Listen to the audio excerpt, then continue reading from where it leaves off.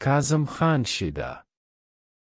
کاظم خان شیدا د افضل خان خټه زوی د اشرف خان هجري نمسی د خوشحال خان خټه وروسی د دې یو نازک خیاله او جدسند شاعر د دې په کال 1315 هجري کښې په اکوړه خټه کښې پیدا شوی د کورنۍ ناچاقو بې اتفاقو له کبله د خپل ورور اسد الله خان د لاسه د وطن نه ورک شو د په کشمیر سنده او رامپور او ګرځېدو او هم په رامپور کښې وفات شو د وفات تاریخ یې ندی معلوم البته د کال 1901 هجري پورې د ژوند پته لګي کاظم خان شیدا د یو لوی دیوان څښتن ده چې مصنوعات غزلیات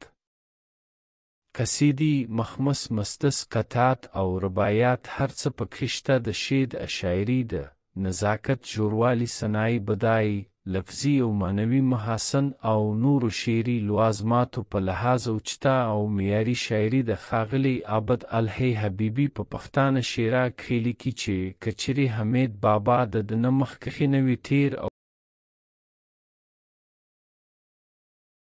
او کلام کښې د پښتو رنګ د ده نه لږ سیوا نه وي نو د مضمون آفریني او نازه تخیل نادرو تشبیهاتو او حسینو استعاراتو په وجه په شیدا د پښتو ادب د ټولو نه اوچت شاعر ګڼلی شو. د شیدا فکر جدت طرف ته مایله د دې د زړو مضامینو او خیالاتو په ځای نوي مضامین او نوي خیالات را پیدا کوي لکه چې وایي هر مضمون می تبازات دی کل زما د رای ایجاد دی. بل ځای وایي د شیدا نازک مضمون کودن ته لولی د حلال روایت د اوسپار شب کور ته. یوه خبره چې د شید اکلام ته پرې ګوته نیولی شي هغه د فارسي د لفظونو او ترکیبونو په زړورتیا سره استعمال ده. ځکه خو په عامو خلکو کښې د تر خوشحال بابا رحمان بابا او حمید بابا په شان مقبولیت نه د حاصل خو د دې وجه بله هم شته هغه دا چې